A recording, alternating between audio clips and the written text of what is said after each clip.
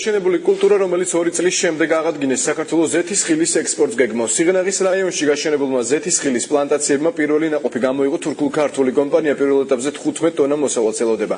გეგმილია საწარმოს მშენებლობა, სადაც ზეთისხილს დააფასებენ ჯეოლაინის ინვესტიცია და აღდგენილი ზეთისხილი ნახეთ სოფო ხუციშვილის სიუჟეტში.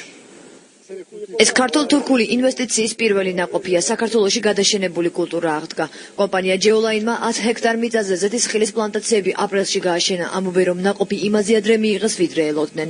ამნაირი დროზე თურქეთში რო დარგო, ასე მალე არ გეიზრდებოდა. და უკვე ეს გაგზელდება, მე მინდა, აქ სხვა სოფლებს ხალხს უნდათ, რაც რამდენი უნდა ენერგი ჩვენ შეგვიძლია რომ მივცეთ იმათაც დარგონ.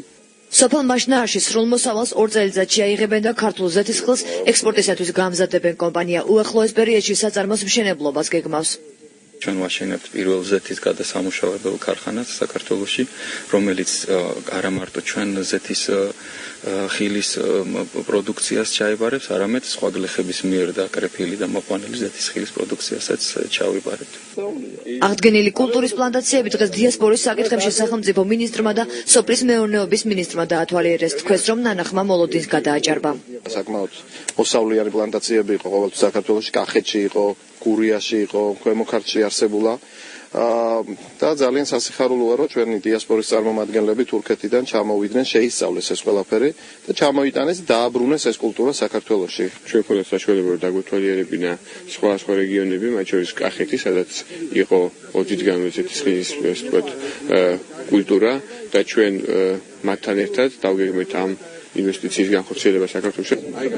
თურქი ინვესტორები ნიადაგს 2 წლის მანძილზე იკვლევდნენ. პირველ ეტაპზე 3500 ძირი დაირგო. მოგვიანებით კომპანიის წარმომადგენლებმა პლანტაციების გაფართოების გადაწყვეტილება მიიღეს. ზეთისხილის პლანტაციები სოფელ ხირსაშიც გაშენდა. განხორციელდა $1 მილიონი ინვესტიცია. დასაქმდა 40 ადგილობრივი მოსახლე. კომპანია ჯეოლაინის სანერგე მეურნეობის აშენებასაც გეგმავს, რის შემდეგაც ზეთისხილის ძირის შეძენა ინდივიდუალურ პირებსაც შეეძლება. ზეთისხილის პლანტაციები დასავლეთ საქართველოშიც გაშენდება.